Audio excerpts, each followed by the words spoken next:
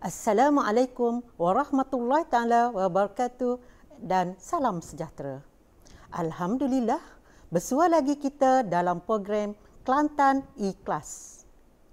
Hari ini, pelajar semua akan bersama dengan Cikgu Cik Norainu binti Cik Mat dari SMK Kamil Pasir Putih, Kelantan. Jadi, hari ini kita akan belajar bab 2 tingkatan 3, tajuk respirasi. 2.1 Sistem respirasi. Di akhir pembelajaran nanti, cikgu amat berharap agar pelajar semua akan dapat memahami standard pembelajaran kita, iaitu melakar dan melabel struktur dalam sistem respirasi manusia serta memerihalkan mekanisme pernafasan. Yang kedua, menjalankan eksperimen mengkaji perbezaan kandungan gas dalam udara sedutan dan udara hembusan. Sebelum kita memulakan pembelajaran kita hari ini, jom pelajar, kita tarik nafas dan kita hembus nafas.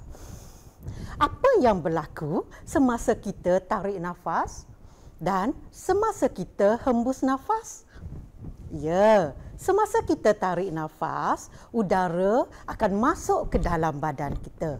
Dan semasa kita hembus nafas pula, udara keluar daripada tubuh kita. Proses menyedut udara masuk ke dalam peparu kita dan menghembus udara oleh peparu kita ini dikenali sebagai pernafasan. Sistem yang membantu kita untuk bernafas ini ialah sistem respirasi. Jom pelajar, mari kita kaji sistem respirasi. Sistem respirasi ialah sistem yang membantu kita untuk bernafas. Mari kita lihat struktur sistem respirasi. Ia terdiri daripada lubang hidung, rongga hidung, faring, laring, trakea, bronkus, bronkiol, alveolus, rongga torak. Di antara rongga torak ini ada otot yang dikenali sebagai otot interkostal. Seterusnya, tulang rusuk dan diafragma. Seterusnya pelajar, mari kita lihat pula laluan udara dalam mekanisme pernafasan, iaitu laluan udara masuk ke dalam peparu kita. Udara masuk ke dalam peparu kita melalui lubang hidung, kemudian ke rongga hidung, seterusnya ke faring, kemudian melalui laring, melalui trakea, masuk ke bronkus, bronkiol dan akhir sekali sampai ke alveolus. Ini adalah laluan udara dalam mekanisme pernafasan kita. Seterusnya pelajar, mari kita kaji pula apa yang berlaku semasa kita menarik nafas. Apabila kita menarik nafas, udara disedut masuk ke dalam peparu. Bagaimana udara boleh masuk ke dalam peparu kita? Ya, apabila kita menarik nafas, otot diafragma mengecut dan menarik diafragma bergerak ke bawah dan melepeh, iaitu menjadi rata. Contoh interkostal pula, otot interkostal pula mengecut dan menarik sangkar rusuk ke atas dan keluar. Pergerakan diafragma dan sangkar rusuk ini menyebabkan rongga torak menjadi lebih besar. Tekanan udara dalam rongga torak berkurang. Jadi, tekanan udara yang lebih tinggi di luar memaksa udara masuk ke dalam peparu. Seterusnya pelajar, mari kita kaji pula apa yang berlaku semasa kita hembus nafas. Apabila kita menghembus nafas, udara keluar daripada peparu kita. Pelajar-pelajar, bagaimana udara boleh keluar daripada peparu? Ya, apabila kita menghembus nafas, otot diafragma akan mengendur dan melengkung ke atas. Otot interkostal pula mengendur dan sangkar rusuk bergerak ke bawah dan ke dalam. Pergerakan diafragma melengkung ke atas dan sangkar rusuk ke bawah dan ke dalam. Ini menyebabkan rongga torak menjadi kecil, menyebabkan tekanan udara di dalam rongga torak bertambah.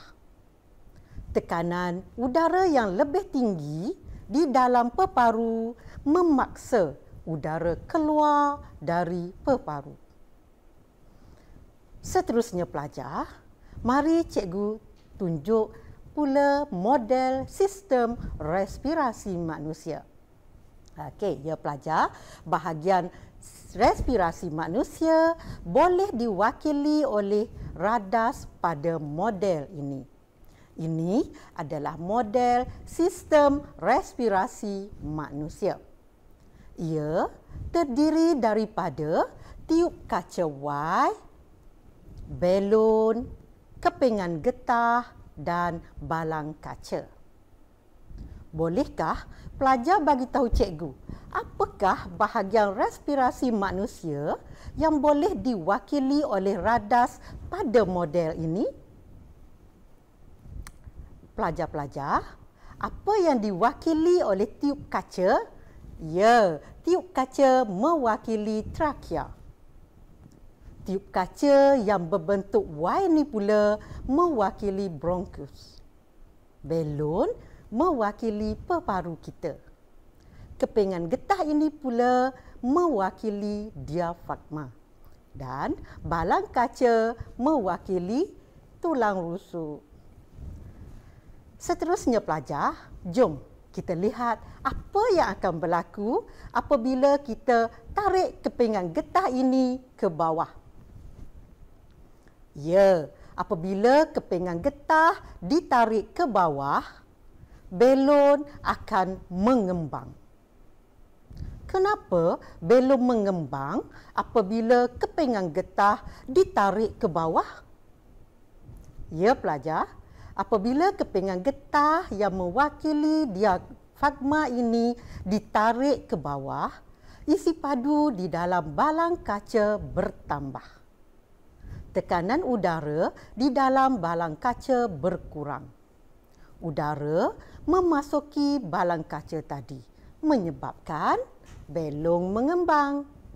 Jadi kejadian ini kita panggil tarikan nafas. Jom kita lihat apa pula yang berlaku apabila kita tolak kepingan getah ini ke atas. Ya, apabila kepingan getah ditolak ke atas, belon akan mengecut. Kenapa ya belon mengecut apabila kepingan getah ditolak ke atas? Pelajar-pelajar, apabila kepingan getah ditolak ke atas, isi padu di dalam balang kaca akan berkurang. Tekanan udara di dalam balang kaca pula bertambah. Udara akan ditolak keluar dari balang kaca tadi. Ini akan menyebabkan belon mengecut. Kejadian ini kita panggil hembusan nafas. Seterusnya pelajar, mari kita mengkaji perbezaan peratus oksigen di dalam udara sedutan. Untuk mengkaji peratus komposisi oksigen dalam udara sedutan, kita perlukan udara sedutan. Pelajar-pelajar, bagaimana untuk kita dapatkan udara sedutan? Ya, udara sedutan adalah udara di sekeliling kita yang kita sedut untuk bernafas. Bagi menjalankan eksperimen ini, kita perlukan balang gas, alas balang gas, besen kaca, penutup balang gas, marker pen dan lilin. Ya, sebelum kita mulakan eksperimen, kita perlu tanda dan bahagikan pada balang gas tadi kepada 5 bahagian. Tujuannya ialah untuk bahagikan isi padu udara dalam balang gas ini kepada 5 bahagian yang seragam. Ini kerana oksigen adalah 1/5 daripada udara. Berapa peratuskah oksigen dalam udara? Ya, 21%, iaitu 1/5 daripada komposisi udara. Mari kita jalankan uji kaji. Langkah pertama, kita isikan air ke dalam besen kaca. Kedua, kita masukkan alas balang gas ke dalam besen kaca ini. Ini untuk pastikan aras air melebihi alas balang gas. Langkah ketiga, kita keluarkan alas balang gas dan kita lekatkan lilin pada alas balang gas. Keempat, kita masukkan semula ke dalam besen dan kemudian kita nyalakan lilin. Langkah kelima, kita telengkupkan balang gas ke atas lilin tadi. Perlu berhati-hati ya pelajar. Ini bagi mengelakkan api lilin terpadam lebih awal. Langkah keenam pula, kita tunggu sehingga api padam. Apabila api terpadam, mari kita perhatikan aras paras air di dalam balang gas. Ya pelajar, air meningkat pada aras 1/5 daripada balang gas. Seterusnya pelajar, mari kita jalankan pula eksperimen untuk mengkaji peratus oksigen dalam udara hembusan. Pelajar-pelajar, bagaimana untuk kita dapatkan udara hembusan? Menggunakan tiup getah? Bagaimana cara tu? Jom, mari cikgu tunjukkan. Okey, untuk dapatkan udara hembusan, langkah pertama, kita perlu penuhkan air dalam balang gas. Kemudian, langkah kedua, kita tutup balang gas dengan penutup balang gas. Langkah ketiga pula, kita isikan air ke dalam besen kaca. Kemudian, kita letakkan alas balang gas dan pastikan paras air dalam besen kaca melebihi alas balang gas. Langkah kelima pula, kita telengkupkan balang gas ke atas alas balang gas. Sekarang, pelajar boleh buka penutup balang gas. Kita perlu berhati-hati ya bagi mengelakkan udara masuk ke dalam balang gas. Pelajar perlu perhatikan tiada udara di dalam balang gas. Seterusnya pelajar, langkah keenam, kita masukkan tiup getah ke dalam balang gas. Dan langkah terakhir kita dapat udara hembusan. Jangan tiup ya pelajar. Pelajar perlu sedut udara melalui hidung. Kemudian tahan nafas. Hembus nafas melalui tiup getah. Ulang langkah ini sehinggalah balang gas dipenuhi dengan udara hembusan.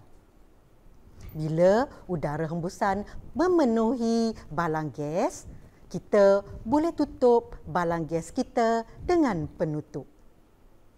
Ya pelajar, kita dah dapat udara hembusan. Jom kita lakukan eksperimen. Langkah pertama, apa yang perlu kita buat? Kita isikan air ke dalam besen kaca. Kedua, kita masukkan alas balang gas ke dalam besen kaca ini. Ini untuk pastikan paras air melebihi alas balang gas. Langkah ketiga, kita keluarkan balang gas dan kita lekatkan lilin pada alas balang gas. Dan kita letakkan kembali alas balang gas tadi ke dalam besen.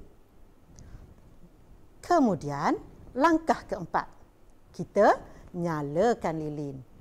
Kemudian, kita telengkupkan balang gas dengan cepat sambil kita buka penutup balang gas. Langkah keenam pula, kita tunggu sehingga api padam. Apabila api terpadam, mari kita pastikan paras air dalam balang gas. Ya pelajar, air meningkat pada paras kurang daripada balang gas. Jom pelajar, kita bandingkan kedua-dua eksperimen tadi. Mari kita perhatikan paras air pada kedua-dua eksperimen ini. Paras air pada udara sedutan dan paras air pada udara hembusan. Ada perbezaan tak? Ya, ada perbezaannya. Bagi udara sedutan, paras air meningkat sehingga 1/5 daripada balang gas.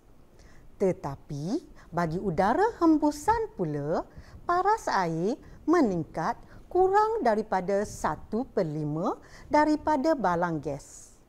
Daripada eksperimen ini, kita boleh simpulkan bahawa kenaikan paras air dalam udara sedutan adalah lebih tinggi daripada udara hembusan. Ini kerana kandungan oksigen dalam udara sedutan adalah lebih tinggi berbanding udara hembusan. Seterusnya pelajar, mari kita kaji pula perbezaan kepekatan karbon dioksida dalam udara sedutan dan udara hembusan. Kita perlu sediakan radas seperti ini. Cuba pelajar perhatikan radas yang disediakan ini. Ya, ada klip A, ada klip B dan udara disedut masuk melalui kelalang kon. Okey, kita tengok. Udara disedut masuk melalui kelalang kon berdekatan dengan klip B. Manakala udara dihembus keluar melalui kelalang kon yang berdekatan dengan klip A. Jom kita lakukan aktiviti. Langkah pertama, kita tutup klip A dan kita buka klip B. Tarik nafas dan tahan nafas ya pelajar. Kemudian kita buka klip B. Maaf pelajar, kita tutup klip B dan kita buka klip A. Sekarang boleh hembus udara keluar.